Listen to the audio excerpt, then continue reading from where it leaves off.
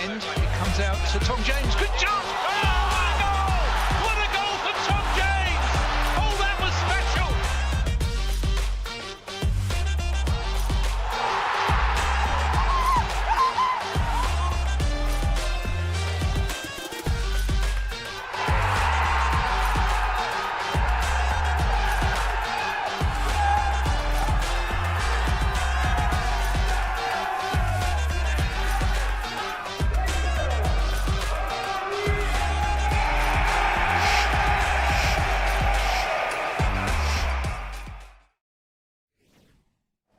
Good evening and welcome to Orient Live here in E10. Spirits are high after our Boxing Day victory over Charlton Athletic, and we've got another big game this evening. It's a Friday night under the lights and we're facing Wycombe Wanderers. And it's looking slightly different on the in the studio this evening. I'm delighted to be joined, of course, by Andrew Butler, but we've also got the Wycombe Wanderers owner, Rob Cooey. Rob, thank you so much for joining us. Actually, forgot to mention, we've also got Nigel Travis on the line live from Boston. So thank you for joining us, Nigel. Nigel, welcome. You have a hell of a club here, man. It's beautiful. We have walked the stadium. Your fans are terrific. I'm glad for you guys. You won the other night. Hopefully you got it out of your system before tonight. and Nigel... Well, Rob, thanks for saying that. But what I say to you is I used to be very local to Wycombe. I lived in Beaconsfield and I used to go and see Wycombe from time to time. But that was 25 years ago, before you did the miracles. And Nigel, just tell us a little bit about how this friendship came about with yourself and Rob. Well, there's a number of people based in the States. Some are Brits, some are American, and we own clubs. And we've got a WhatsApp group together. Not like Boris Johnson's WhatsApp group. This is a much more open and humorous group. And that's been going on a few years. We sometimes talk about the EFL, we talk about clubs, but there's a lot of banter that goes on. And Rob and I have also known each other for nearly 7 years now. So we know each other quite well. He's done a great job. And I really do enjoy the camaraderie that goes on between the clubs. And let me give credit where credit's due. A lot of this WhatsApp group started because of Nigel. When we was having the first, timing's everything. I bought my club a month before we shut down for COVID. And Nigel was kind enough to invite me to the group, and the group began to talk about common issues that we all had. What with the shutdown and with fans and how do we deal with it and the like. And as he says, it's been a lot of fun, but a lot of good has come out of it. And I put the credit at his feet. And so what are some of the challenges that maybe come for not just running a football club, but both of you being based over in the States? What are the challenges maybe through COVID and just in general? What are the challenges that's to both of you? I was asked that earlier today, and they said, how long would you own the club? And I said, the only thing that would cause me to sell is the travel. Nigel has the advantage of he either lives in Florida, which is a nonstop, or Boston, which is even better.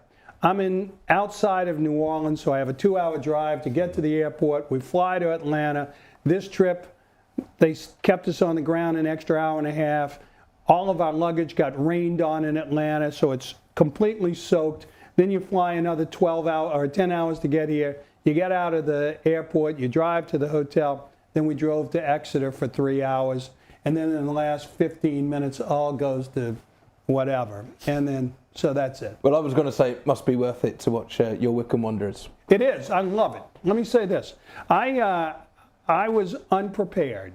I'm not a soccer football fan, or I was not. I was unprepared for the speed and the relative violence, which appeals to me in some ways. The intensity and really the do-or-die nature of promotion and relegation. We were very successful in our first year.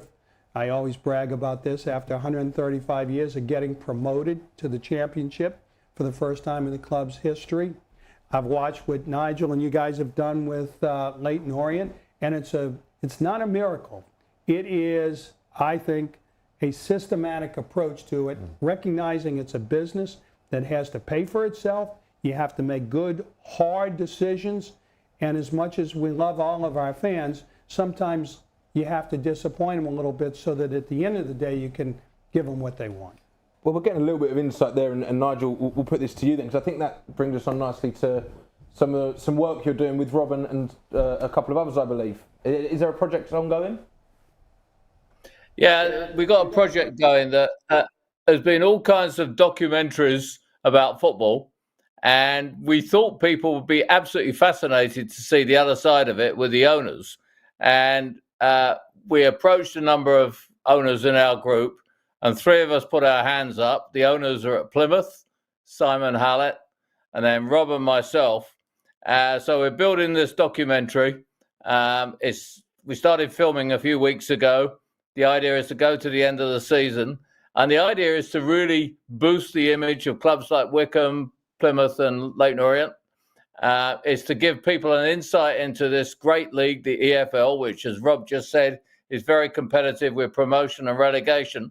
And we hope to sell the documentary to someone later this year. It's going to be fun. We hope the fans are going to enjoy it. And I've got a subtitle for it. It's called The Grumpy Old Men of Football. Nigel, there's a question I wanted to ask to you and to Rob. And I'm sure the documentary will explore some of this, in that you've both built incredibly successful businesses yourselves in the world of business. Football or soccer is almost irrational. It doesn't make much sense in terms of business, in terms of the way that money comes in and money goes out. What is it to both of you that is still so appealing about investing in football? Well, I'll let Nigel answer, but my answer is very different than the predicate of your question. I got into it to prove you wrong. Okay. That it can be a successful business. You can bring business techniques to it. Now, I'm not going to go out and hire a striker just because my fan base says, like 91 other clubs say, we need a new striker. But we have an organized budget with discipline. We hold people to it the same way we do our commercial staff, and we try and keep within that budget. Sometimes we put real money into infrastructure projects that will take 5, 10, 20 years, what you guys are doing here. And we recognize that. But I think that the day of people just coming in and tossing money at it are gone. Having said that, the most successful club, I think, in the EFL over the past, and I think Nigel would agree with me, over the past 3 or 4 years is Ipswich, which went out and found a huge retirement fund, and they were able to sell them on the basis of you'll get a return on your money when we get to the Premier League. I don't have the courage to make that sale. And throwing the same question. No, I think Rob's right. Yeah, what I'd say is football is irrational. I think it's also very difficult, and the speed of it is incredible. I mean, an example I always quote is if you lost one of your senior executives at a company, you'd probably spend 3-4 months replacing them. If you lose the manager, the fans expect us to find a manager in 2 weeks. Now, I looked at the tenure of managers in our division, League One, and Richie Wellens, our coach, has been with us since March of last year, and he's the third longest. So there is a certain irrationality about the fact that we all rush out and get a new manager, but they don't last very long. Hopefully, Richie's going to stay many years with us, and I'm sure, knowing Rob, he feels the same about Matt Bloomfield. But it's a tough business. You have to make decisions very quickly. But most of all, going back to what Rob said, I bought the club, as I think everyone at Orient knows, to save the club. And we feel we've done a pretty good job getting back to League One. And just to revert back to football then, of course, and the same question again to both of you. Which way do you think this one is going tonight then, Rob? Interesting match. I mean, up until the other night, it was one of those death matches. You guys have the good fortune, and what I've learned about football is that momentum means so much for the players, their psychology. You know, the difference in the players' ability is almost negligible. It so much comes down to belief and what they think they can get done, how they're feeling that particular night. I have to back us tonight because we've never had we had a losing streak like this 2 years ago, 3 years ago when we were in the championship and we didn't score for 7 games. Yeah. But here we see the beginning of the turn, we think. I'm very pleased with my manager. Nigel's point about the change in managers is amazing to me. The guy loses some games and all of a sudden everybody's got the pick for who it should be, you know, and I believe in consistency. I believe in giving the guy the chance to do it. So tonight, let's go with us, just because I'm a visitor. Well, I hope your changing fortunes comes, but just on New Year's Day rather than Thank tonight, you. Rob. And finally, same question to you, Nigel. You confident for an O's win tonight? Okay, so when I was in England earlier in the week for the game on Tuesday, and sorry I'm back here, I'd rather be there, I changed my pattern of a lifetime. I never predict Leyton Orient games. I spoke to the fans over in the West Stand, and I said that we would win that afternoon, and we did. So I'm going to repeat it, and I think it's 2 in a row for the O's. Well, may the best owner win. A massive thank you to Nigel and Rob. Both of us know we have nothing to do with the outcome. Well, thank you, Rob, for joining us, and thank you, Nigel, as well, for dialing in. We've got plenty to crack on with now as we build up for the big game. But first, let's hear from the gaffer, Richie Wellings.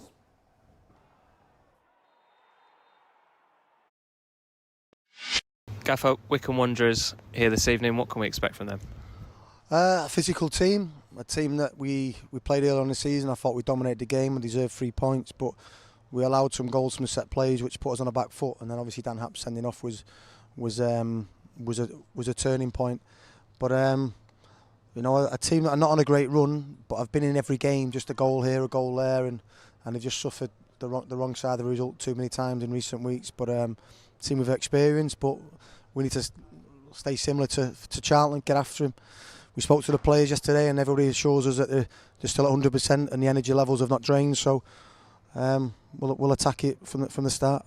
Do you think Wycombe are maybe in a similar situation to what we were a couple of weeks ago, in that they haven't had the wins of late, but they've been in all the games? No, because I think they're more of a settled team, whereas we're having to introduce new players. We're having to chop and change because of injuries. You look at some of their front players. Dale Taylor's a very good player. Sam Vokes, Lyle Taylor. There's a lot of quality in there for League One. And players have played, you know, Dale Taylor's in Northern Ireland International, and the other two have played a lot of football in the Championship. So really good players, good squad. Probably should be doing better. I'm sure that they will feel that. But it's an opportunity for us to get higher up in the table and want to take it. It's only 3 days on from the win here against Charlton. Physically, I know you touched on it a second ago, but how are we looking? Yeah, there's only Rob Hunt. Rob Hunt's pulled his calf, so he'll be out for 3 to 4 weeks, which is a blow because I think that's probably Hunt's best game this season, and it's something that he wanted to kick on from. Apart from that, Jordan Brown's been ill the last 2 or 3 days, so we'll make a decision on him. And apart from that, everybody's more or less fully fit. Theo's got a slight problem, but in the options in terms of wingers, we have to go with him. But yeah, apart from that, there'll probably be one change tonight, and that's Rob Hunt. And just lastly, it's been a brilliant calendar year for us. How nice would it be to end 2023 with another win to our name? Yeah, I mean, like I said, it's probably been the best year in terms of the club for a long, long time. The memories that we've created this year will last with me and my family for a long, long time. So, but that's gone now. You know, it's brilliant. I love winning trophies. I love the celebrations. But you know, it's just a teaser that you want more. You know, I'm still young. I'm hungry. We've got a young, hungry team that we want to celebrate more wins. We want to feel like we did at home on Saturday against a big club in Charlton. You know, as I said all along, we're a developing team, but we've got to develop to achieve something. And the long-term game would be, you know, better cup runs than what we've had, and obviously the end game would be getting the top 6 in this division, which, you know, I don't think we're too far from.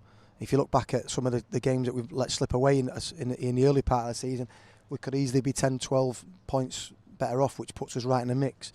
And then add to that the injury situations we've had to deal with. We're in a good place, but tonight's a big game in terms of, you know, if we win, we might be in the top 10, 11. If we lose, we might be 15th, 16th, and we've been flirting with that 15th, 14th, 13th for a while now. So we want to go on a little run. We've swapped in a championship winning left back now in the shape of Joey Widdowson. Thank you for joining us, Joey. And let's talk about the game. It is Wycombe, of course. A good win on Boxing Day. Maybe, you know, wasn't the most glamorous of performances, but it was a win and a much needed win and a clean sheet. Yeah, exactly. It'll be morale boosting, I think. Give the boys a lot of confidence going into tonight. Obviously, the games come thick and fast over this period, and it's all about momentum. Performance kind of goes out the window. There's so many games in a close period that you just want to get points on the board. Do you know what I mean? Get some confidence and some continuity in the lineup, and I'm sure the boys will be confident after the Boxing Day's home win. Another game at home tonight against their team who, very beatable at the moment. I think it's fair to say conceded a lot of goals. So I think there'll be a lot of confidence going into the game. You remember the reverse fixture early on in the season, the red card. I think there was probably about 6 yellow cards, including the bench. It was a bit of a mental game, and one that the performance was really good, and we probably would have won if we'd have had 11 men on the pitch. Tonight, are you expecting a similar tough test and an exciting game? I think it will be a tough test. We heard from Richie talking there about the style of the play that Wycombe will bring here this evening. But I expect us to win. I think the confidence has grown back in the team after the last 3 games. It felt like it's been slightly up and down because we started the Christmas period almost by going 3-0 down against Bolton 10 minutes into the game, right? And you're suddenly looking at the fixture list going, man, this could be a really, really tricky spell. But then fighting back in that second half, albeit we lost, but then to grind out a win against Charlton like that on Boxing Day really will give them confidence, because Wycombe, as kind of Rob alluded to a little bit there, have been in completely wretched form. They're bottom of the form table in the last 10 games by a distance as well. They haven't won in 10, and it was only a couple of weeks ago when we were going, oh well, we haven't won in 7, 8, whatever, and now it's kind of our chance to kind of get one back, I think, on Wycombe, because we played well that day earlier in the season, but it felt like that was the first game of like, all right, well, we've stepped up. We're going to lose some games, and that game where you played well but lose, we've had a couple of games like that this season, but this time I think with the confidence we have, we should be looking to win. Well, let's take a look and see how the O's are lining up this evening, following on from that victory over Charlton. And it's an enforced change, as Richie said. Rob Hunt missing out for a number of weeks now with an injury, and number 8, Jordan Brown, fills in that right back position this evening. Solbrin's in between the 6, of course, and then finish off the defence. We have Omar Beckles, Dan Happy in the middle, and Tom James playing at left back. We have the captain, Darren Pratley, in midfield, alongside Idris El Mazouni and Ethan Galbraith. And then our attacking front 3 of Shaq Ford, Theo Archibald, and Ruel Sotirio. And on the bench for the O's is Sam Howes, Jaden Sweeney, Ed Turns, Dan Ajayi, Joe Piggott, George Moncur, and Max Sanders. In the studio, Omar Beckles got the man of the match, but our man of the match was Rob Hunt. He was immense. He's quite a big miss. He's Mr. Consistent, so to lose him for a number of weeks is a bit of a blow. Yeah, he's Mr. Consistent, but fortunately with the squad that we've got, it looks like Jordan Brown will be filling in at right back today. Tom James there at left back. It's a real shame, mainly just to see any player obviously go out injured, but Rob's been brilliant this season. Like you said, been so consistent and had probably his best game this season so far against Charlton. So to pick up just a calf injury to keep him out for 4 or 5 weeks is a real shame. So, like I said, the squad depth is good enough that you expect Jordan Brown and Tom James to do a good job at fullback, and hopefully, just kick on from that victory on whatever day of the week it was, Boxing Day. They all merge into one at this point, Andrew, but it was a clean sheet on Boxing Day. The first one, I believe, in the league since we beat Carlisle 1-0 back in October. Can you, as a defender, build on those clean sheets and try and, well, I know we'll want to get another one tonight, but they will take that from Boxing Day, won't they?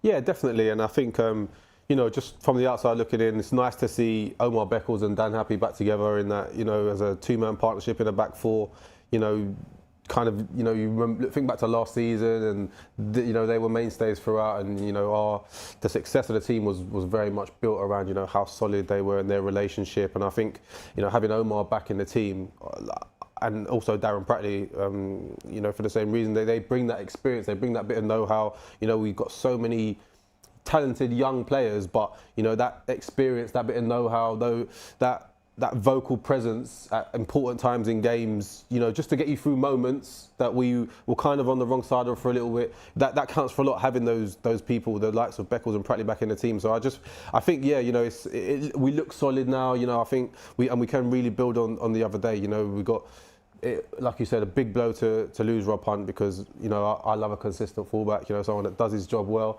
Do you know what I mean? So yeah. Funny. But no, like really good, dependable, reliable player. Defends well. Do you know what I mean? And more of a defensive-minded player than like your likes of Tom James. But you know what you're getting. And then like there's stages of the season where you need to rely on keeping clean sheets and being tight at the back. And you know, he's a big part of that, so he'll be missed. But you know, at the same time, we know that Jordan Brown can come in and do a good job there. So yeah, I look at that back four tonight, Solberry behind him, and I feel confident. And while we're talking about experience and Darren Pratley in particular, 90 minutes for him on Boxing Day, which for a man his age is fairly impressive. Richie's always been vocal about managing his minutes, so it's going to be interesting to see how much of a part he plays tonight. You expect he might be given a little rest nearing the end of the game? Yeah, perhaps. I mean, we can't speculate about what's in Richie's mind right now in terms of managing minutes, especially since we've got a game on New Year's Day. But I think what someone like Darren Pratley brings in, obviously, is the experience, but the calmness and the calm head alongside someone like Idris El Mazouni. I think, you know, you see in a game like Bolton how quickly that almost the naivety of having young players all playing together all at once can make that happen, and it all fell apart very, very early in the game. But having someone like Darren Pratley in there just says to the opposition that we've got some very experienced players in here, very experienced. Well, you know, you look at Beckles and Pratley playing together there.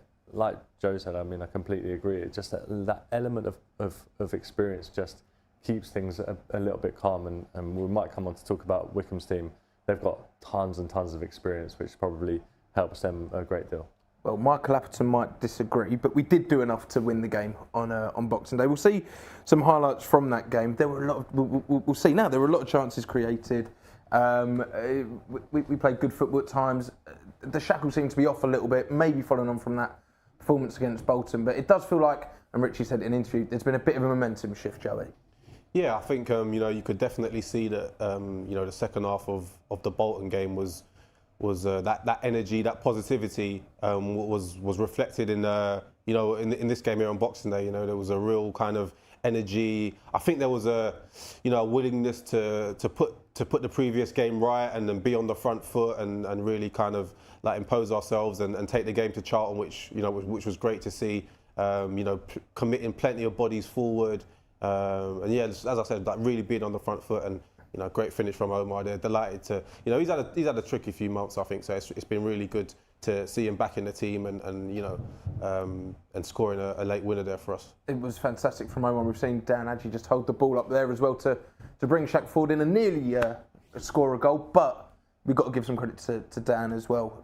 He was instrumental in that goal, and he was a real game changer and another strong option, and could hopefully be a game changer today if we need him. Hopefully we don't. Yeah, it's funny because you see a lot of fans at the moment talking about, you know, when he's fit, when he's fully fit, when he's match fit, he'll be such an asset over the course of 90 minutes. I think for sometimes players just cause opposition such problems by coming off the bench, because the last player you want to be coming up against with 70 minutes on the clock is someone like Dan Adji, and you know, can completely change the game. He was probably the brightest spark against Derby in that 3-0 loss here a few weeks back, and it's just good to see. Obviously, we probably would prefer him to be able to play 90 minutes right now, but at the moment, what he's doing from the bench is very exciting and enjoyable to watch.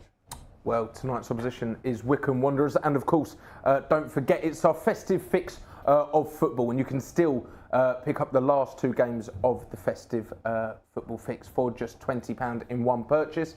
So you can watch tonight's game against Wycombe and New Year's Day's game against Cambridge, all for the price of £20, and that's for UK and international fans. So if you want to pick up your pass, just head over to the website that is on screen now. But as we are just under 5 minutes away from kick-off, let's take a look and see how the visiting side are lining up for this evening's fixture. In goal for Wycombe is number 1, Max Stryjek. We have number 2, Jack Grimmer. The captain is number 4, Josh Scowen. Number 6, Ryan Tafazoli. Number 10, Luke Lee. Number 12, Gareth McCleary. Number 17, Joe Lowe. 19, Freddie Potts. 20, Dale Taylor. 22, Killian Phillips. And a familiar face in the shape of number 23, Kieran Sadlier. And on the bench for the Wanderers is Franco Ravazzoli, Chris Farino, David Wheeler, Sam Vokes, Lyle Taylor, Christy Ward and Kane Vincent Young. So some recognisable names in that lineup. They haven't won any of their last 5, lost 3, drawn 2, I believe. They're there for the taking tonight, but as it always is with this league, you never know what teams are going to turn up, do you? No, not at all. And there's some players that will be incredibly familiar, not just to Orient fans in the shape of Kieran Sadlier, of course, who was here last season, but players like Ryan Tafazoli, who's been around this level of football and has been an incredible servant to many clubs, and Gareth McCleary, who's still doing the job at a grand old age, I think, of about 37. So he's certainly someone who's still at it. Then look across their bench as well as Sam Vokes, players who kind of stand out, and you're a bit like, oh, they might still do a job for this team, but they are where they are for a reason, and their form has been so poor of late, and that's kind of because they haven't been able to get games over the line. They've lost pretty much all their games of late by 1 goal. They've had marginal draws against teams like Derby, but they scored their last goal their equalising goal, in the final minute of that game. So they certainly are there for the taking this evening. Well, their defence are there for the taking as well, Joe. We're going to see some clips of the goals they've conceded. Now, if you're any one of Ruel Stiri, Theo Archibald, Shaq Ford, you'd be licking your lips watching these clips. Yeah, absolutely. They are very, very leaky, and for all their experience at the back, they really are shipping goals for fun. I'm sure that'll be a big concern for Matt Bloomfield, that they are just conceding so many goals, and so that's a great finish there. But they are just they're certainly there for the taking, and we can definitely expose their frailties at the back in the game today. You don't want to single out and villainise any one performer from the opposite team, but if you're one of the coaches, Andrew, would you be telling them to shoot on sight? Because Stryjek in goal looks as to be having a torrid time of late. Yeah, I don't think his defence has given him too much help there, though, as well. Incredibly deep, just opportunities to shoot from all places as well. So I think that will be the thing that we probably have to look at this evening, in that just give the keeper a test early doors and to see what he's about. Well, the players are making their way out to the pitch here at the Gaughan Group Stadium. So it's time now to hand over to our match commentary team of Dave Victor and Matt Hiscock.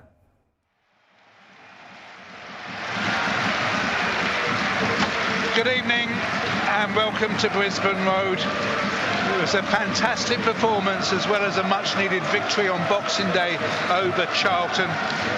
During that game, Idris El Mazouni and Tom James came off. We assumed injured, but both play today. But it's Rob Hunt, who I understand might have picked up a knock in training, who is the absentee. So Jordan Brown comes into the lineup. That's the only change for the O's. 5 for the Chairboys, who've gone 11 without a win in the league, and they lost at Exeter, and none of those changes forced upon them, Matt. It's a game where Richie Wellens and his team must be looking at this and the prospect of chalking up a victory, because, as you rightly say, Wycombe are not in form. They are struggling at the moment, lacking confidence, and with that win against Charlton on Boxing Day, the O's should be looking onwards and upwards. Well, the mascot's looking very excited out there, Callum, Daniel, and in particular Isabella. She's been supporting the O's since she was just 3 years of age, and she's the sort of age, Matt, where she assumes that the O's win every other week and win titles every other season. Yeah, it's good.